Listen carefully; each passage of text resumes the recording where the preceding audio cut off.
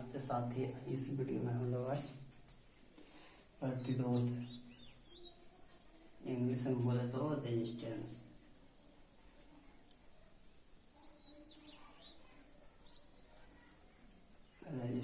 को ही प्रतिरोध बोला जाता है। प्रतिरोध के बारे में समझेंगे कि प्रतिरोध क्या होता है। तो इसके समझने के लिए हम लोग एक एग्जाम्पल के थ्रू समझते हैं। जैसे ये रास्ता है, ये रास्ता है एक काम का, ये मतलब पत्थर है, आप यहाँ से चल रहे हैं तो ये चलेंगे तो ये रुकावट रोड पे रहेगा, तो पहला रुकावट आता है, ये रुकावट आएगा, ठीक है। तो ये जैसे हम लोग चल रहे हैं और यहाँ पे पत्थर है तो रुकावट आता है, ठीक उसी प्रकार से जब यहाँ से करंट प्रवाह करता है तो इसके रास्ते में भी रुकावट आते हैं, मतलब कि पत्थर की तरह ही रुकावट आते हैं, रेजिस्टेंस आता है, मतलब उसी को रुकावट आता है, मतलब रोकता है, इसको आगे बढ़ने से नहीं जाने देता है, ठीक है। तो उसी को हम लोग रेजिस्टेंस कहते हैं और करंट को रोकता है। तो ये जो करंट को रोकता है फ्लो होने से, उसी को हम लोग रेजिस्टेंस कहते हैं। तो लिखा है कि जब किसी चालक तार से विद्युत धारा प्रवाह होता है तो उसके रास्ते में जो रुकावट उत्पन्न होता है उसी को प्रतिरोध कहते हैं। और किन प्रतिरोध किन किन बातों पर निर्भर करता है वो भी हम लोग जाने कि रेजिस्टेंस के लंबाई का डायरेक्ट, मतलब कि जैसे रेजिस्टेंस मतलब कि लंबाई को बढ़ाएंगे तो रेजिस्टेंस का मान होगा वो भी बढ़ेगा।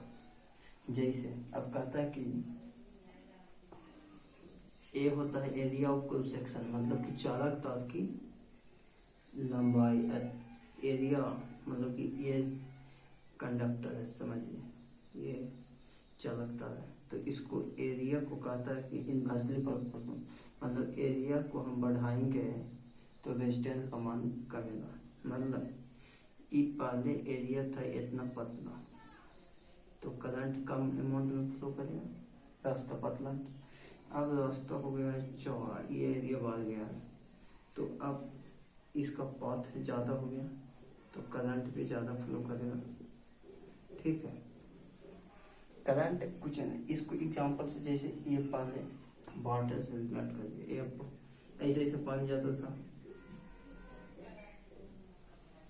ये पानी जाता था, ये पतला है तो पतला पाइप के माध्यम से जो पानी जाएगा वो मोटा पाइप के तुलना में कम जाएगा, ये मोटा पाइप है तो इसके तुलना में इससे ज़्यादा वाटर फ्लो करेगा, ठीक उसी प्रकार से करंट भी होता है कि पतले तार से करंट है वो कम फ्लो होगा और मोटे तार से जो करंट है वो ज़्यादा फ्लो करेगा। तो चालक तार की लंबाई पे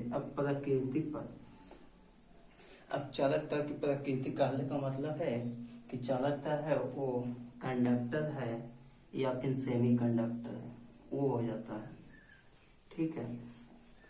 अगर सेमी कंडक्टर रहता है तो उससे कम करंट फ्लो करेगा, तो वही चीज़ यहाँ पे। और जो रेजिस्टेंस का SI यूनिट होता है वो ओम होता है, ओम, ठीक है।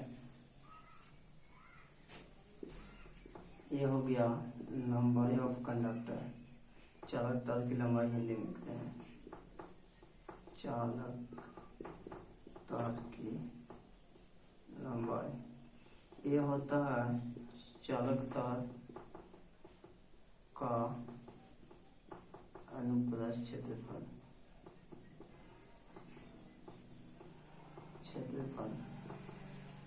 वो भी चालक तार।